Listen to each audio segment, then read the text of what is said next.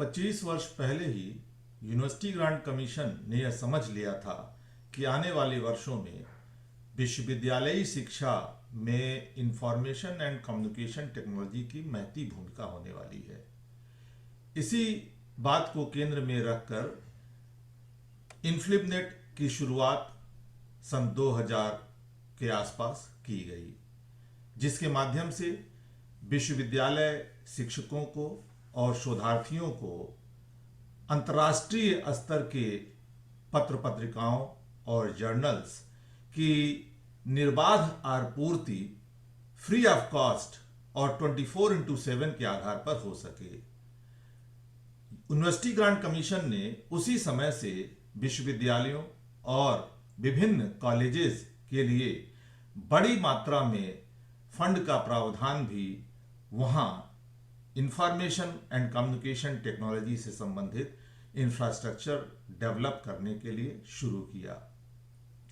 राज्य सरकारों ने भी उसी समय से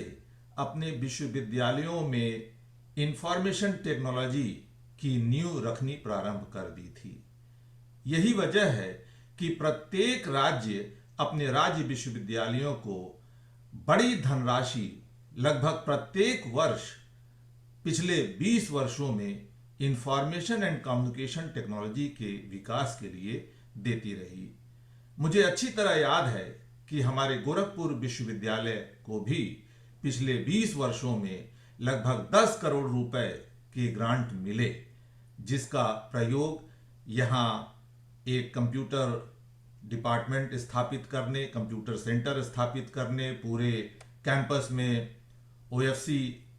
का जाल बिछाने, विभागों में इंटरनेट की सुविधा पहुंचाने, छात्रावासों में वाईफाई की सुविधा प्रदान करने के लिए लगातार प्रयास किया गया। राज्य विश्वविद्यालयों में प्रायः तकनीकी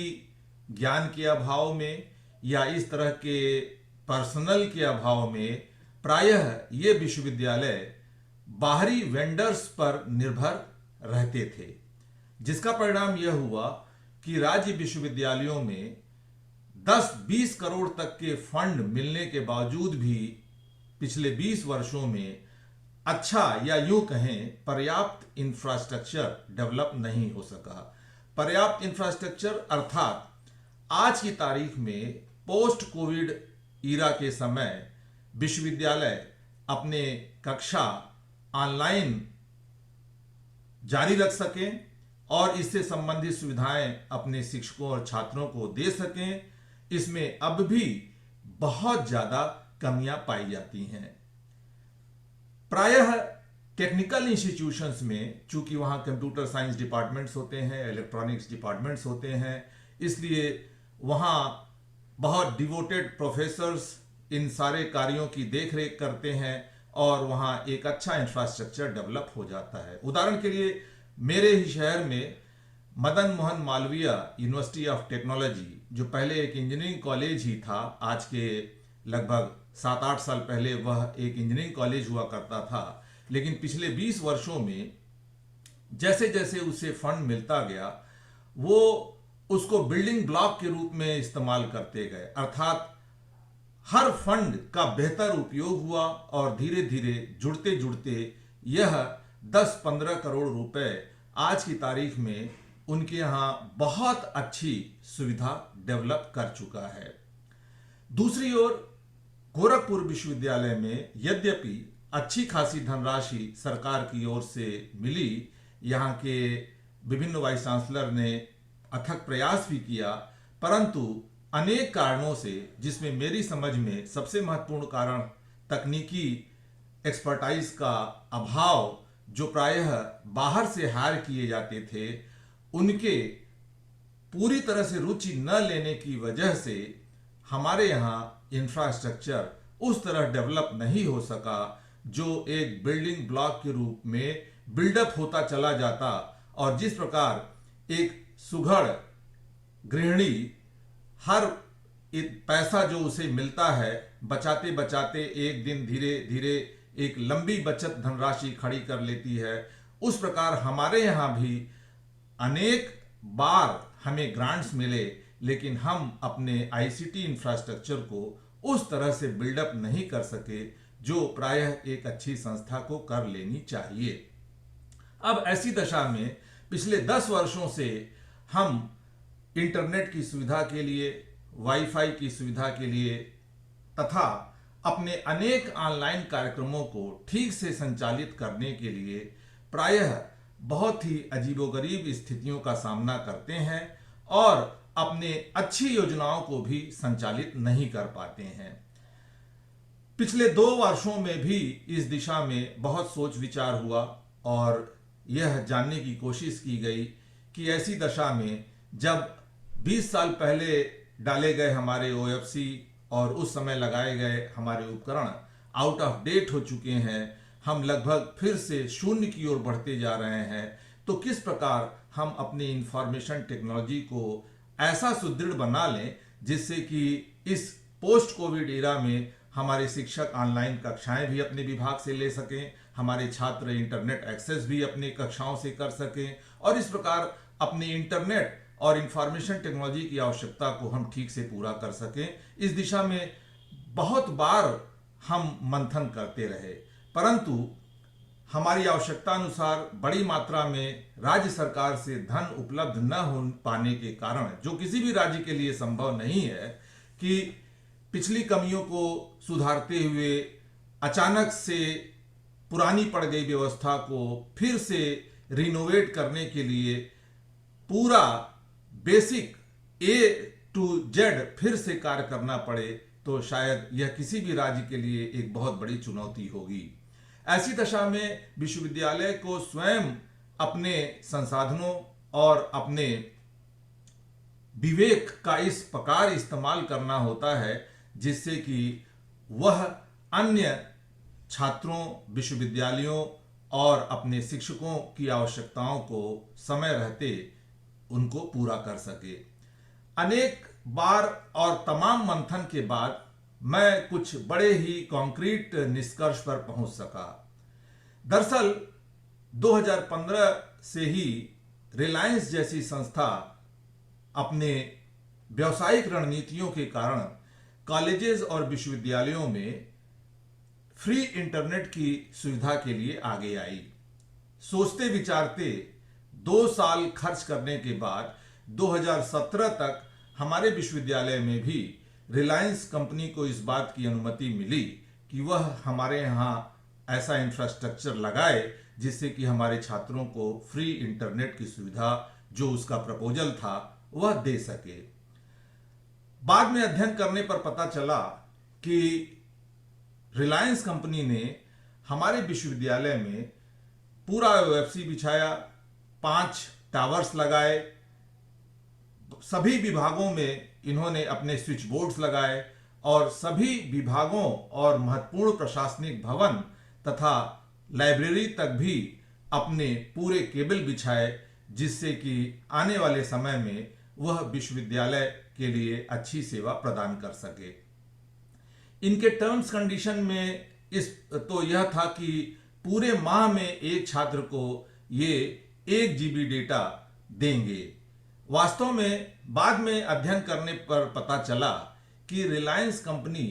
इस प्रकार के प्रयास पूरे देश में कर रही है। विभिन्न डिग्री कॉलेजेस और विश्वविद्यालयों में ये अपना इंफ्रास्ट्रक्चर इस उद्देश्य से लगा रहे हैं कि थोड़ी बहुत फ्री सर्विस देने के बाद इन विश्वविद्यालय और कॉलेजेस को आने वाले वर्षों में बड़ी मात्रा में इंटरनेट सुविधाओं की आवश्यकता होगी, जिसकी आपूर्ति करके ये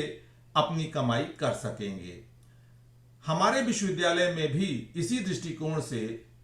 वह सभी इंफ्रास्ट्रक्चर इन्होंने लगाए जो विश्वविद्यालय को यदि लगाना होता तो कम से कम 5 करोड़ रुपए अवश्य व्यय हो जाते। शायद इनका उद्देश्य यह था कि हम फ्री इंटरनेट देने के बाद इन विश्वविद्यालयों को अपनी सेवाएं बेच पाएंगे, जिससे कि भविष्य में हम आयकोपार्जन करेंगे। साथ ही इनके द्वारा जो टावर्स लगाए जाते हैं, बाहर कैंपस के बाहर यदि किसी प्राइवेट घर में यह टावर लगाया जाता तो 10-20 लाख रुपए प्रति वर्ष उन्हें प्रति टावर किराया देना पड़ता और इन टावरों का प्रयोग केवल विश्वविद्यालय में सुविधा प्रदान करने के लिए नहीं, बल्कि शहर के अंदर जो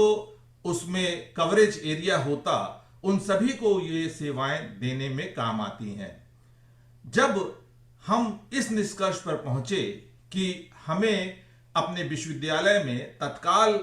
इंटरनेट की अबाध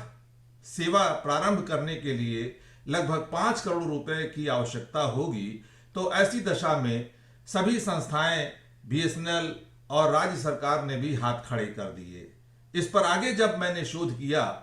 तो मुझे यह पता चला कि रिलायंस द्वारा 2017 में जो इंफ्रास्ट्रक्चर लगाया गया है, अगर उसका उपयोग हम कर ले तो अपनी आवश्यकताएं हम बीएसएनएल से लीज लाइन लेकर के भी पूरी कर सकते हैं। यद्यपि विश्वविद्यालय को एनकेएन नेशनल नॉलेज नेटवर्क से फ्री इंटरनेट निर्बाध रूप से उत्तर प्रदेश के राज्य लखनऊ से डायरेक्ट आपूर्ति किया जाता है। इसके बावजूद भी चूंकि हमारे इंफ्रास्ट्रक्चर पुराने पड़ गए थे, इसलिए हम इस सेवा का भी उपयोग करने में असमर्थ रहे। रिलायंस द्वारा जो इंफ्रास्ट्रक्चर लगाया गया था उसके बारे में और ज्यादा जानकारी करने के लिए विश्वविद्यालय के ही किसी कार्य से जब मैं लखनऊ गया था तो यहाँ इनके रीजनल ऑफिस में पहुंचकर उसके बारे में विस्तृत जानकारी प्राप्त करने की कोशिश मैंने की और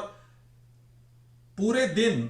कई अधिकारियों से मिलने के बाद मैंने कुछ बड़ा कॉन्क्रीट निष्कर्ष निकाला। निष्कर्ष नंबर 1,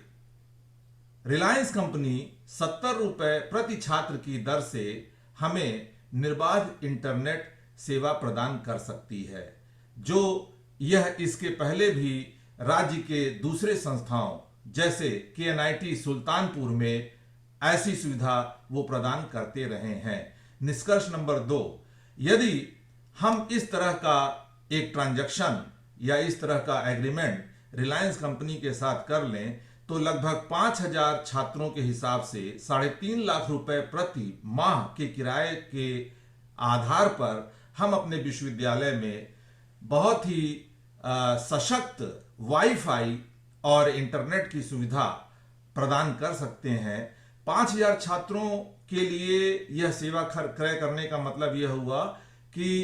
प्रत्येक दिन हमारे कैंपस में 2 जीबी प्रति छात्र की दर से 10,000 जीबी तक का डाटा डाउनलोड हो सकता है।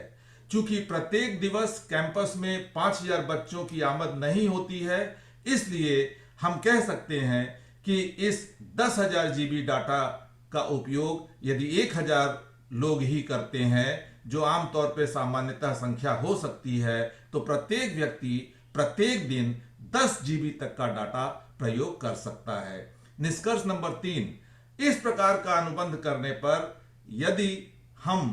अपने कैंपस में इंटरनेट और वाईफाई की सुविधा प्रारंभ करते हैं तो हमें अपने इंफ्रास्ट्रक्चर को मेंटेन करने का जो व्यय है उसकी भी कोई आवश्यकता नहीं पड़ेगी। सामान्यतया 3.5 से 4 लाख रुपए हमारे 10-20 करोड़ के इंफ्रास्ट्रक्चर को मेंटेन करने में व्यय हो ही जाता है। इसके लिए लगाए गए कर्मचारी, उनके द्वारा की जाने वाली मांग जो कल और पुर्जों की और तार इत्यादि की होती है, ऐसे छोटे छोटे उपकरण जो समय समय पर बदलने होते हैं, इन सब की जिम्मेदारी से हम अपने को मुक्त रखते हुए अपने छात्रों और अपने विभिन्न कार्यालयों को निर्बाध जियो की क्वालिटी का इंटरनेट और वाईफाई सुविधा प्रदान कर सकते हैं। इस संबंध में जो संदर्भ रिलायंस कंपनी द्वारा मुझे दिया गया, तत्कालीन कुलपति मदन मोहन मालवीय इंजीनियरिंग कॉलेज से इस दिशा में मैंने बातचीत भी की और उन्होंने यह बताया कि जब वो वहाँ डायरेक्टर के एनआईटी में थे तो उन्होंने इस प्रकार की सेवा ली थी और इस प्रकार की सेवा वास्तव में केएनआईटी में एक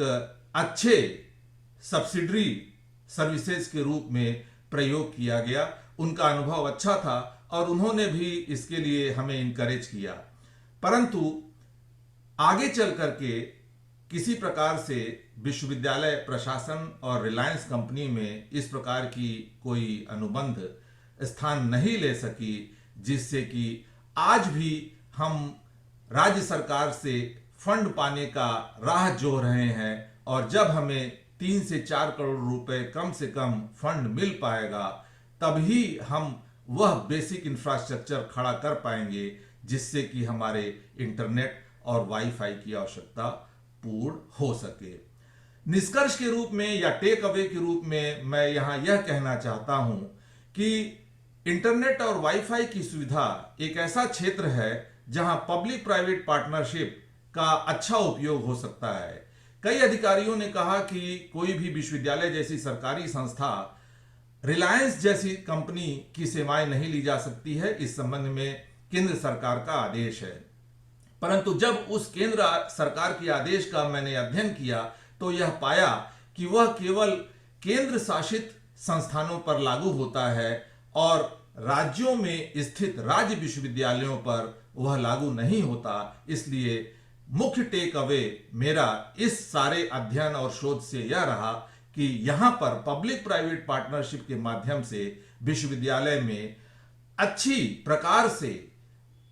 इंटरनेट और वाईफाई की सुविधा मुहैया कराई जा सकती है। धन्यवाद।